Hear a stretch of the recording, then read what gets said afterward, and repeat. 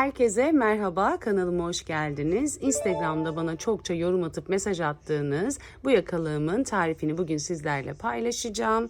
Çok fazla gelmişti yorum. Lütfen bunun da tarifini bizimle paylaşın diye. Aslında diğer yeleğimle mantık olarak baktığınızda hemen hemen aynı. Sadece birkaç farklı noktasında detaylar var. Onları tüm ayrıntılarıyla sizlere anlattım videomun içerisinde. Bana destek olmak istiyorsanız lütfen videomu beğenip kanalıma abone olmayı unutmayınız. Ufacık da olsa bir yorum bırakırsanız beni çok mutlu edersiniz. Şimdi hemen yapılışına geçelim. Yine her zamanki gibi yakalıklarımın hepsinde Alize Süperlana Maxi kullanmaktayım. Reklam değildir. İplerimi kendim almaktayım. Herhangi bir sponsorluk yoktur. Ben her zaman biliyorsunuz, daha önceki videolarımı da izlediyseniz eğer, içten başlamayı çok seviyorum. Çünkü hiç ip elime takılmıyor. Dolana dolana örmüyorum. Yine ipimi içten çıkartıp başlayacağım. Burada ben bu yakalığı örerken hepsinde 6 milim tığ kullanıyorum. Ama eliniz çok sıkıysa 7 numara kullanmanızı tavsiye ederim. Hatta eli çok sıkı olanlar için de bakın, ben metal silikonsuz tığ kullanmaktayım. Metal silikonsuz tığ kullanmanızı tavsiye ederim. Çünkü bu tarz örgülerde silikona takılma çok fazla oluyor. Silikona takılmadığı için oldukça gevşek ve rahat örüyorum ben. O yüzden 6 numara bizim için ideal bir numaradır. Evet, hemen örgüme geçiyorum. Toplamda arkadaşlar 53 tane zincir çekmemiz gerekiyor. Bir zincir çekip ipimi sıkıladıktan sonra 1, 2, 3, 4, 5, 6, 7, 8, 9, 10, 11, 12, 13, 14, 15, 16, 17, 18, 19, 20, 21, 22, 23, 24, 25, 26, 27, 28, 29, 30, 31. Toplamda 53 tane zincir çekip hemen gelelim. Arkadaşlar, toplamda 53 adet zincir çektim ve geldim. Şimdi 53.den sonra bir zincirde başlangıç zinciri olarak çekiyorum ve 53. zincire bir sık iğne yapıyorum. Şimdi sırasıyla tüm zincirlerin içerisine birer adet sık iğne yaparak sıra sonuna kadar geleceğiz arkadaşlar. Bu sıra sık iğne olacak. Farklı hiçbir işlem yapmıyoruz. Tüm zincir boşluklarının içerisine birer adet sık iğne yapalım.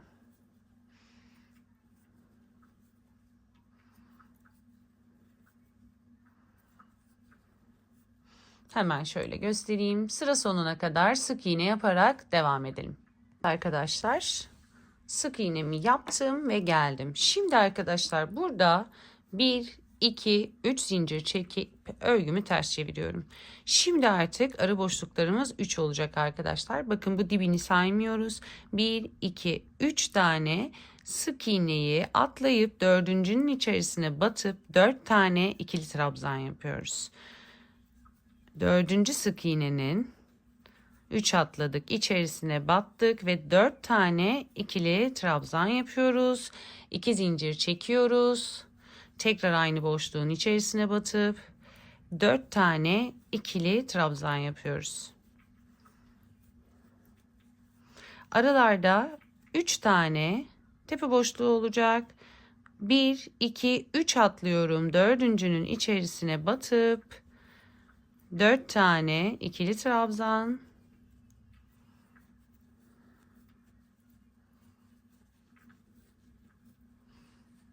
İki zincir, 4 tane ikili trabzan. Bu arada çok hızlı anlattığımı düşünenleriniz varsa, çok hızlı yaptığımı düşünenleriniz varsa videoyu yavaşlatarak izleyebilirsiniz. Bakın, bunu da yaptım. 1, 2, 3 atlıyorum. Dördüncü sık iğnenin tepe noktasına batıp 1, 2, 3, 4 tane ikili trabzan, 2 zincir, 1, 2, 3, 4 tane ikili trabzan. Bakın arkadaşlar, şu şekilde yelpazelerimi yapıyorum. Şimdi burada videoyu çok uzatmak istemediğim için 3 tane sık iğne atlıyoruz. Dördüncüsünün tepe noktasına batıyoruz arkadaşlar. 4 tane ikili trabzan, 2 zincir, 4 ikili trabzan. Sıra sonuna kadar aynı işlemi yapacağız arkadaşlar. 3 atlayacağız, dördüncüye batacağız. 3 atlayacağız, dördüncüye batacağız. Bu işlemi yapalım. Sıranın sonunda buluşalım. Evet, sıra sonuna geldim. Bakın sonunu da yine 3 atlayıp dördüncü sık iğnenin tepesine batıp bir adet ikili trabzan yapıyorum. Şimdi hemen bakın şöyle birazcık elinizle düzeltebilirsiniz. Dalga dalga olmaması için. Şimdi toplamda 1, 2, 3, 4, 5, 6, 7, 8, 9, 10, 11, 12 adet yelpaze yaptık arkadaşlar. Elinizle şöyle bir el ütüsü yapabilirsiniz. Şimdi bu noktada 1, 2, 3 zincir çekiyoruz. Hemen örgümüzü ters çeviriyoruz. Yine aynı işlemi yapacağız arkadaşlar. Bu sırada da bir fark yok. 2 zincirlik noktalara 4 tane ikili trabzan, 2 zincir, 4 tane ikili trabzan. Aynı işlemi bu sırada da birebir yapacağız. Burada da farklı hiçbir işlem yapmıyoruz. 2, 3, 4, 2 zincirlik boşluklara batıyoruz sadece. 1, 2, 3 ve 4. Evet arkadaşlar. Şimdi yine bu sırayı da 2 zincirlik boşluklara batarak bu şekilde tamamlayalım. Sıranın sonunda tekrar buluşalım. Evet, sonuncuyu da yaptım. Şimdi ipimi doladım. 3 zincirlik noktada 3. zincirin ortasına batıp ikili trabzanımı yaptım arkadaşlar. Tekrar 1, 2, 3 tane zincir çekip örgümü ters çeviriyorum. Şimdi bu noktada artık modellerime geçeceğim. Bu arada biraz elinizle şöyle sıvazlayıp hafif el ütüsü yapıp şekillendirebilirsiniz. Şimdi burada ilk yelpazemize her zaman aynısını yapacağız. Model yok.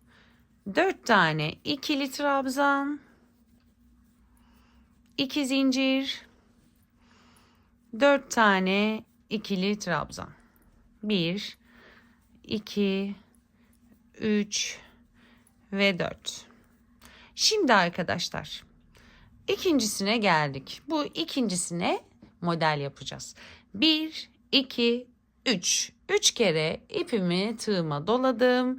2 zincirlik boşluğa battım. 1, 2, 3 ve 4. Dörtlü ikili trabzan yapıyoruz. 1, 2, 3. 1, 2, 3, 4. 1, 2, 3. 3 kere doladım. Dörtlü ikili trabzan yapıyorum. 1, 2, 3. Batıyorum. 1, 2, 3 ve 4. Dörtlü ikili trabzandan dörtlü trabzandan toplamda 9 tane yapacağız arkadaşlar. Ben biraz hızlı çalışıyor olabilirim. Ama izleyerek yapmak isteyenleriniz varsa ayarlar bölümünden videoyu yavaşlatarak izleyebilirler. 9 tane dörtlü trabzan yapıyorum.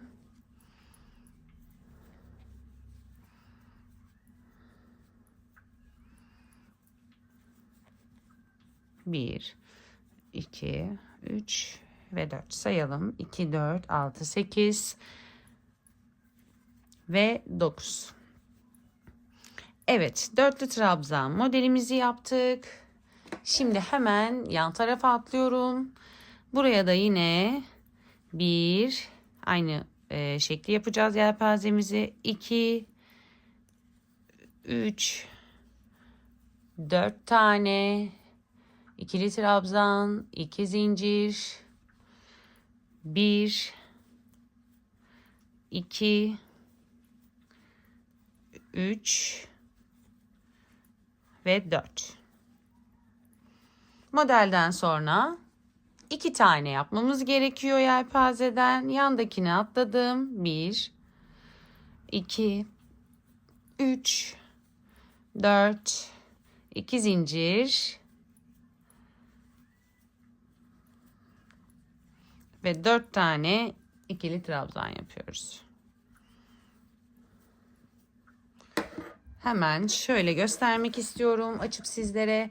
Bakın başlangıçta her zaman düz gidiyor yelpazemiz. Sonra bu dörtlü trabzan modelimiz aralarda 2 tane olacak yelpaze. Dörtlü trabzan modeli 2 yelpaze ve biliyorsunuz dörtlü trabzan diye devam edeceğiz. Şimdi buraya yine 9 tane dörtlü trabzanımızı yapacağız. Arada 2 tane oluyordu yelpaze. 2'yi yaptık. 1, 2, 3, 4. 1, 2, 3, 2 zincirlik boşluğa batıyorum. 2, 3 ve 4. 3 kere doladım. 1, 2, 3, 4 de bitiriyorum. Şimdi 9 tane dörtlü ikili trabzan sıramızı yapalım.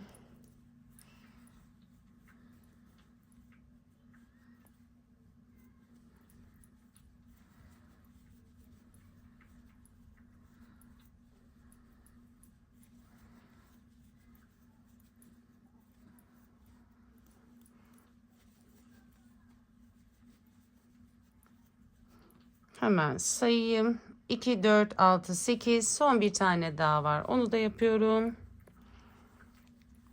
1, 2, 3 ve 4. Şimdi arkadaşlar yana geldim. Yine baştaki gibi 4 tane ikili trabzan. 2 zincir. 4 tane ikili trabzan yapıyorum.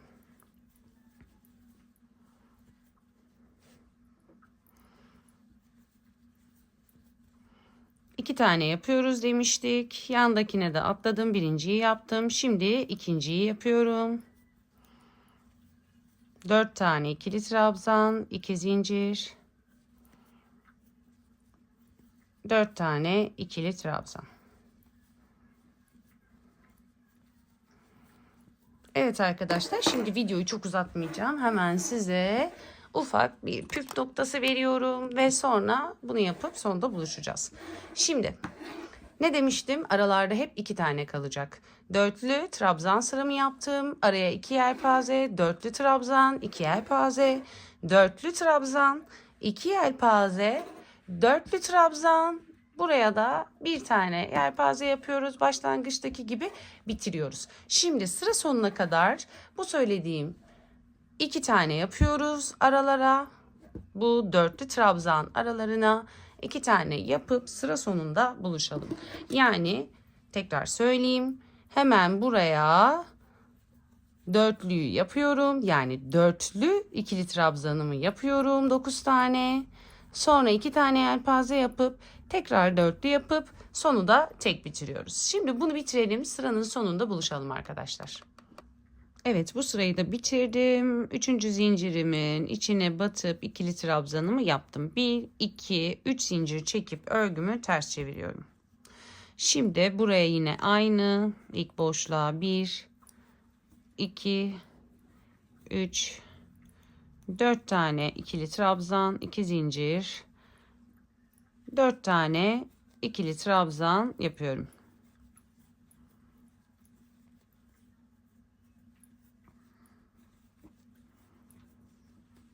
Şimdi burada bakın bu dörtlü ikili trabzanlarımız vardı. İpimi 2 kere doluyorum bu sefer arkadaşlar. 3 kere değil.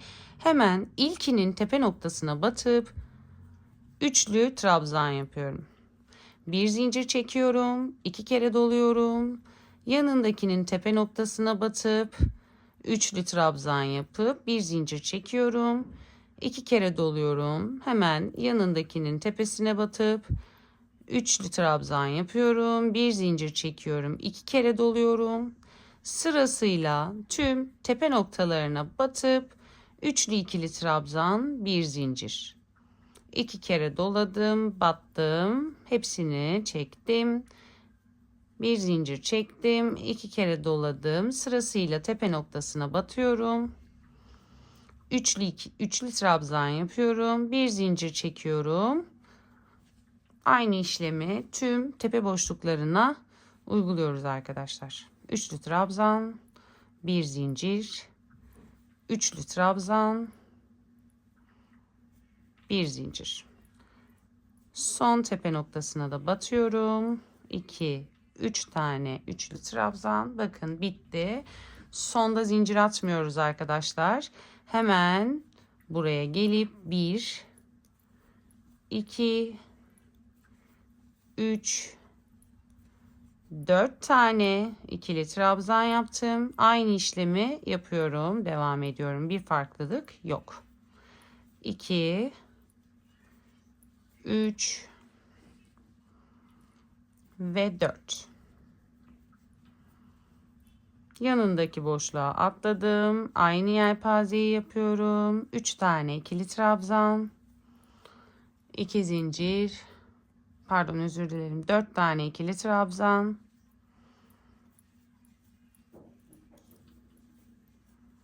2 zincir.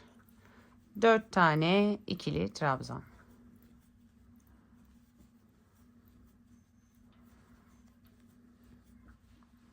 Evet arkadaşlar, geldim burada 9 adet yapmış olduğumuz dörtlü trabzanlara 2 kere tığıma doluyorum. Ne yapmıştık?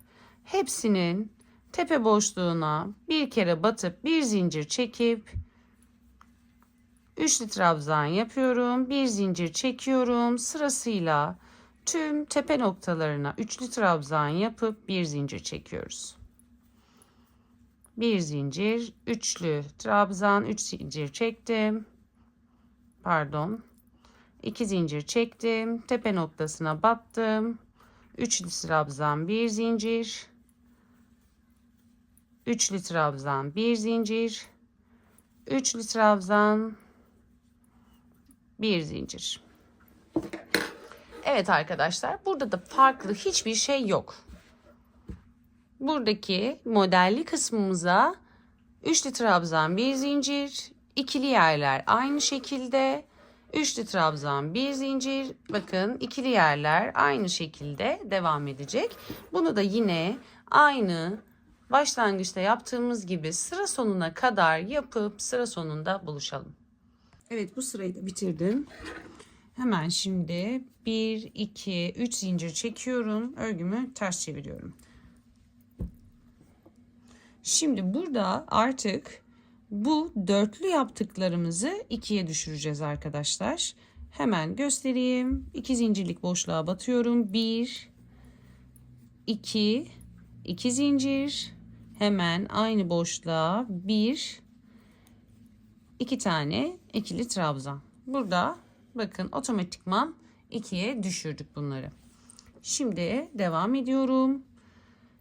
Bakın buradaki bir zincirlik boşluklara batacağız. 1, 2 kere doluyorum tığıma ipimi. Bu bir zincirlik boşluğa 1, tekrar 2 kere doluyorum. 2 tane üçlü trabzan yapıyorum. 2 kere doladım. Bir zincirlik boşluğa battım. 1, 2 kere doladım. Aynı noktaya battım. İkinci üçlü trabzanımı yaptım. Şimdi devam ediyorum. 2 kere doluyorum. Bakın tüm boşluklara batıyoruz. 2 tane sadece. İkinciye aynı boşluğa batıyorum. Üçlü trabzan yapıyorum. 2 kere doluyorum. Yandaki boşluğa atlıyorum. Üçlü trabzan. Aynı boşluğa ikinci üçlü trabzanımı yapıyorum. Burada farklı bir şey yapmıyoruz. Boşluklara üçlü trabzan yapıyoruz. 2 tane. Sırasıyla tüm boşlukları dolduruyoruz. 1, 2, 3. 2 kere doladım. Boşluğa geldim. 1, 2, 3. 2 kere doladım. Aynı boşluğa battım. Her boşluğa 2 tane yapıyoruz. Son boşluğa batıyorum. Üçlü trabzanımı yapıyorum.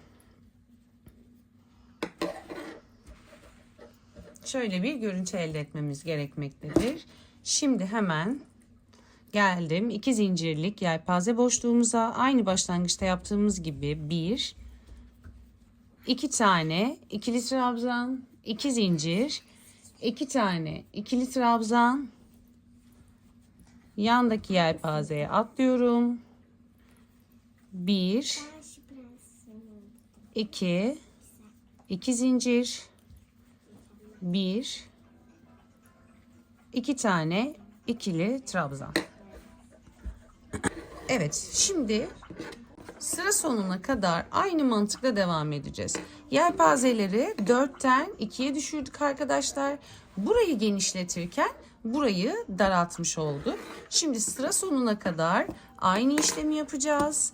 Bu bir zincirlik boşluklara üçlü, 2 tane üçlü trabzan yapıyoruz. Yelpazelere de bakın 2 ikili trabzan, 2 zincir, 2 ikili trabzan. Bunun gibi sıra sonuna kadar devam edeceğiz. Sıra sonunda buluşalım. Evet, sıra sonunu da aynı başta yaptığımız gibi 2 tane ikili trabzan, 2 zincir, 2 ikili trabzan şeklinde yapıp bitirdim. Şimdi hemen 3. zincirin içerisine de 1 adet ikili trabzan yapıyorum. 3 zincir çekiyorum. Örgümü ters çeviriyorum arkadaşlar. Şimdi burada 2 zincirlik noktaya yine aynı işlemi yapacağım. 2 tane ikili trabzan, 2 zincir, 2 ikili trabzan. Şimdi burada bakın arkadaşlar. Hemen bu ilk üçlü trabzanımızın tepesine bir tane sık iğne yapıyoruz. Sonra 2 zincir çekiyorum. Bir atlıyorum bakın. Bir tepe noktasını atlayıp ikincisine batıp bir sık iğne yapıyorum. Bakın bu şekilde.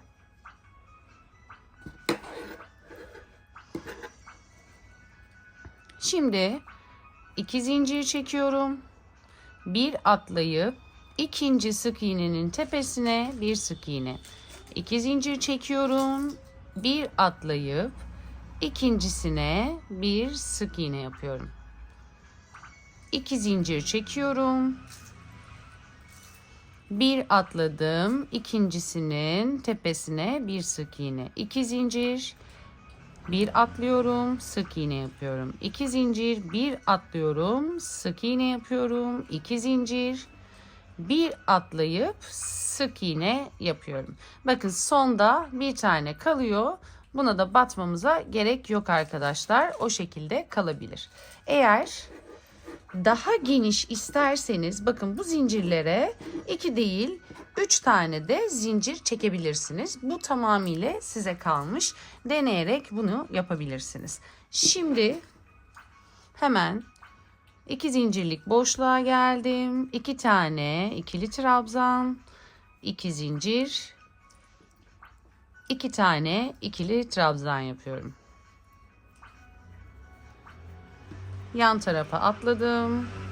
2 zincirlik boşluğa tekrar 2 tane ikili trabzan, 2 zincir, 2 tane ikili trabzan. Şimdi geldik yine modele. Bu modele de aynısını yapacağız arkadaşlar. Hemen tepe noktasına batıp sık iğne, 2 zincir, bir atlıyoruz. İkinci tepe noktasına sık iğne, 2 zincir, bir atlıyoruz. 2 zincir, bir atlıyoruz. Sık iğne, 2 zincir, bir atladım. Sık iğne, 2 zincir. Evet arkadaşlar, bu sırada da farklı hiçbir şey yapmıyorum. Bu modeli devam ettirerek sıra sonuna kadar gelelim. Sıra sonuna geldim. 3 zincirimi çektim. Hemen örgümü ters çeviriyorum. Yine 2 zincirlik boşluğa aynı işlemi yapıyorum. 2 tane ikili trabzan, 2 zincir, 2 tane ikili trabzan. Evet arkadaşlar. Şimdi geldik bakın bu 2 zincirlik boşluklara. Bu 2 zincirlik boşluklarımıza ipimizi doluyoruz. 3 tane ikili trabzan yapıyoruz. Bu birincisi, ikincisi ve üçüncüsü. Hemen yandaki boşluğa atlıyorum. 1, 2 ve 3. Yandaki boşluğa atlıyorum. 1, 2 ve 3. Devam ediyorum. 1, 2, 3. Tüm 2 zincirlik boşlukların içerisine 3'er adet ikili trabzan yapıyoruz arkadaşlar.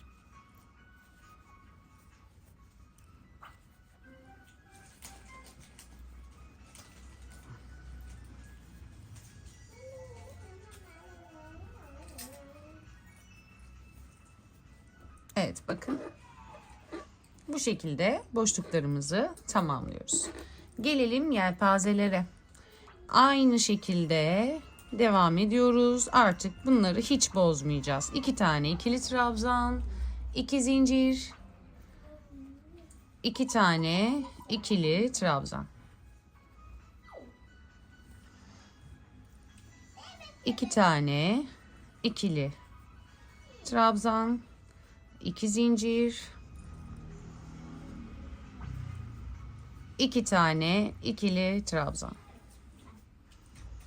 Yine geldik 2 zincirlik boşluklara. 3 tane ikili trabzan. Evet arkadaşlar, bu sırayı da bu şekilde tamamlayacağız. 2 zincirlik boşluklara 3'er tane ikili trabzan. Burayı yine bakın aynı şekilde sıra sonuna kadar devam ediyoruz. Evet, bu sırayı da bitirdim. Şimdi artık son sırayı yapacağım ve sapları yapacağım. Son sıramızda pomponları yapıyoruz. Bunları yapmak için de bir zincir çekeceğim. Örgümü ters çevireceğim arkadaşlar. Ya da ters çevirmeyip bakın pomponları yaptıktan sonra direkt sapları yapmaya devam edeceğimiz için bu görüntü hoşunuza gitmiyorsa, benim gitmiyor daha doğrusu. Bakın burası daha düz bir görüntü. O sebeple ben pomponları en sona bırakacağım. Önce sapları yapacağım. Hemen size gösteriyorum. Bir zincir çekmiştik. Şimdi bakın hemen sırasıyla bu boşluğun içerisine 1, 2 tane sık iğne yaptım. Devam ediyoruz. Buradaki boşluğa, ara boşluğa bir sık iğne, geniş boşluklara 2 sık iğne. Bakın. Ara boşluğa bir tane sık iğne, geniş boşluklara 2 tane sık iğne yapıyoruz. Buradaki bağlantı yerlerindeki boşluklara bir tane, geniş boşluklara 2 tane sık iğne yapıyorum. Yukarıya doğru devam ediyorum. 1, 2, bağlantı yerine 1 demiştim. Geniş boşluklara 2 tane sık iğne. Bağlantı yerine 1, geniş boşluğa 2 tane. Sadece bu sondakine 2 batmak istemiyorum. Bakın nedenini hemen göstereyim. Bu sondaki bir tane battım. Burada bir sık iğne sıramız vardı. Buraya batarsam burası yukarıda kalacağı için direkt sık iğne sırasının içerisine battım. Şimdi burada bakın sapları yapacağız. Saplar içinde ben 60 tane zincir çekiyorum ama bu tamamıyla size kalmış. Kaç zincir çekmek isterseniz ona göre ayarlayabilirsiniz. Şimdi ben toplamda 60 tane zincir çekeceğim arkadaşlar. Evet, 60 tane zincir çektim. Bir zincir de fazladan çekiyorum. Kaydırma yapacağım şimdi. Kaydırma yöntemiyle başlangıç noktasına kadar gideceğim.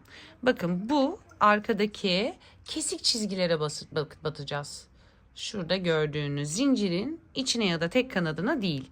Arka kesik çizgilere batarak kaydırma yöntemi yapıyoruz arkadaşlar şu şekilde.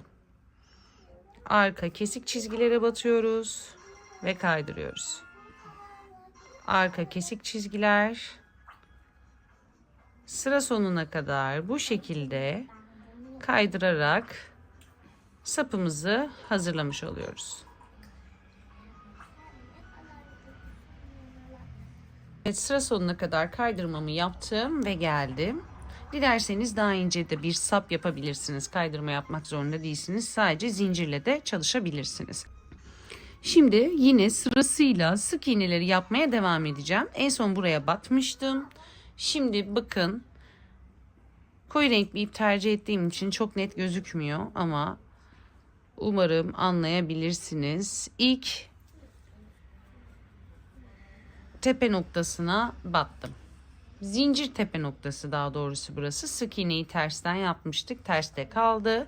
Sırasıyla buradaki kesik zincir noktalarına batarak sık iğne yapıyoruz arkadaşlar. Bakın, sırasıyla hepsine batıyoruz. Aralarda 3 tane boşluk vardı. Emin olmak için bir bakacağım. 1, 2, 3.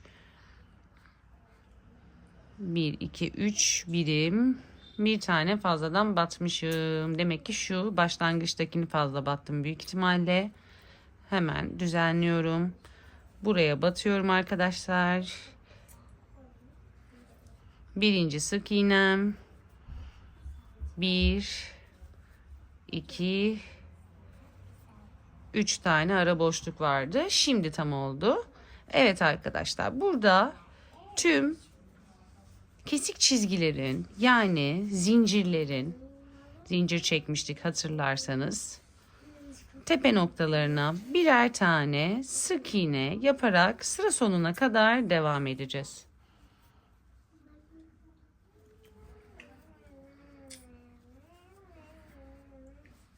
Evet, ben geldim.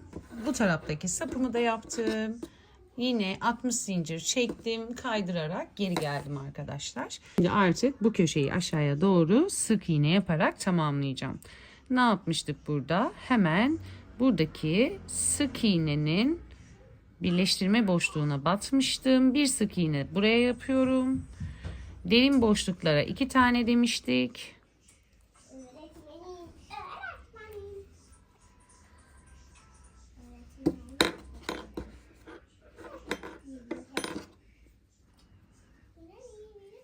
Birleştirme noktasına bir sık iğne yaptım. Trabzan boşluğuna 2, birleştirme noktasına 1, trabzan boşluğuna 2, birleştirme noktasına 1, trabzan boşluğuna 2 tane sık iğne yaparak aşağıya doğru iniyoruz arkadaşlar. Birleştirme noktası,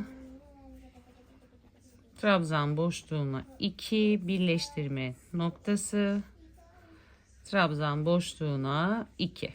Bu arada benim gibi yapmak zorunda değilsiniz. Bu kenarları bildiğiniz bir yöntemle de yapabilirsiniz. Boşlukları 2 değil, tek de batabilirsiniz. Nasıl gözünüze hoş geliyorsa o şekilde tamamlayabilirsiniz. Şimdi buradaki boşluğa da 2 tane battıktan sonra arkadaşlar, bakın şimdi artık pomponlarımızı yapmaya başlayacağız. Şimdi burada bakın, şuradaki 3 zincirlik, şöyle biraz yakından göstermeye çalışacağım. 3 zincirlik noktanın 3. zincirinin içerisine bir sık iğne yapıyoruz arkadaşlar. Şimdi burada 1, 2, 3 tane zincir çekeceğim. Daha sonra bakın, yakından göstermeye çalışacağım.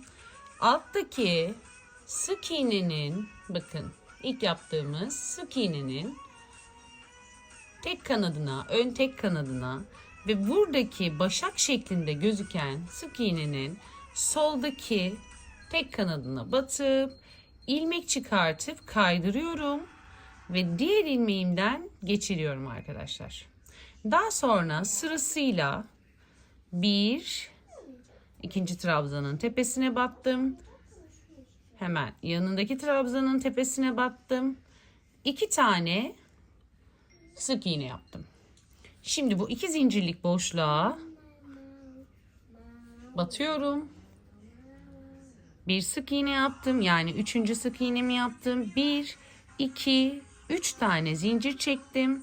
Bakın sık iğnenin ön tek kanadı ve başak şeklinde gözüken noktanın tek kanadına batıp ilmek çıkartıp diğer ilmeğimden kaydırıyorum. Şimdi geliyorum. İkili trabzanın tepe boşluğuna bir sık iğne, hemen yanındakine 2. sık iğne. Bakın göstereyim.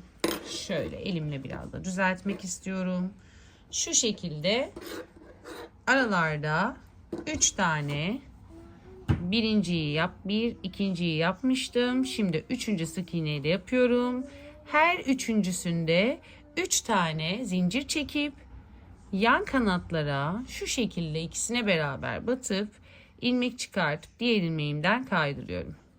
Sırasıyla 1, 2, 3 sık iğne, 1, 2, 3 tane zincir, yan kanatlardan batıp ilmek kaydırıp diğer ilmeğimden çıkartıyorum. 1, 2, 3 sık iğne, 3 sık iğneden sonra 1, 2, 3 zincir, yan kanatlar, kaydırma yapıp diğer ilmekten çıkartıyorum. Şimdi arkadaşlar 2, 3 tane zincir çektikten sonra hemen sizlere şu şekilde göstermek istiyorum. Benim pomponlarım bu şekilde. Hafif biraz da ütü vuracağız arkadaşlar bu pomponlara. Bakın, dilerseniz aralardaki boşluklara 2 zincir yapıp da pompon yapabilirsiniz. Ama bence bu boşluklar benim için yeterli. Ama siz daha fazla pompon yapmak istiyorsanız 2. sık iğneden sonra 3 zincir çekebilirsiniz. Şimdi 3 sık iğne yapmıştım. 1, 2, 3 tane zincir çektim. Yan kanatlara battım. İlmek çıkartıp diğer ilmeğimden kaydırdım. 1, 2, 3 tane sık iğne. 1, 2, 3. Yan kanatlar kaydırdım. 1, 2, 3. 1, 2, 3. Yan kanatlar kaydırdım. 1, 2, 3. 1, 2, 3. Yan kanatlara battım. İlmek çıkardım. Kaydırdım. 1, 2 ve 3. Evet arkadaşlar, bu kadar basit. Sırasıyla sıra sonuna kadar pompon yapmaya devam edeceğiz. Benim için 3 yeterliydi. 2 yapabilirsiniz. Sizin canınız nasıl istiyorsa. Sıra sonuna kadar pomponlarımızı da yaptıktan sonra yakalığımız bitiyor. Evet arkadaşlar, burayı göstermek istedim sizlere. Çünkü muhakkak buraya geldiğinizde kafanız takılacaktır. Bakın 1, 2 dediğimde bu ortaya geliyor. 3'te yapıyorduk ya 3 zinciri. Tam ortada yapın. 2, 3. Başlangıçla aynı olsun arkadaşlar. Çok göz yormayacağını düşünüyorum. Ben de öyle yapıyorum. 1, 2 ve 3. 1, 2, 3.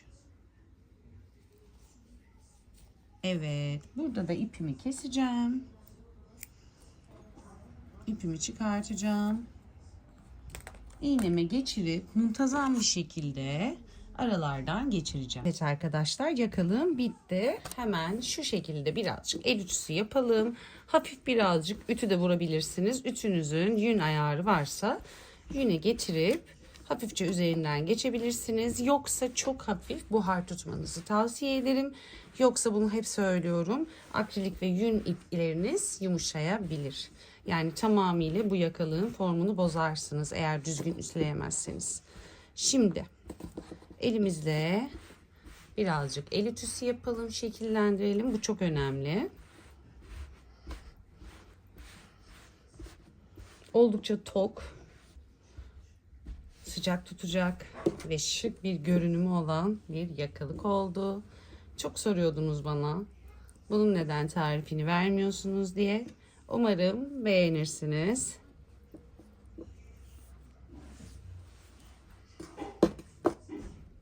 Evet.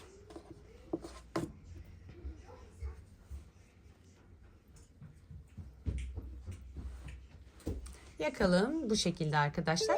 Başta hatırlattığım gibi şimdi de hatırlatmak istiyorum sizlere. Bana destek olmak için kanalıma abone olup videomu beğenip ufacık da olsa bir yorum yaparsanız beni çok ama çok mutlu edersiniz. Çünkü videolarımı izleyenlerin çoğu kanalıma hala abone değil. Bir sonraki videoda tekrar görüşmek üzere. Şimdilik hoşça kalın.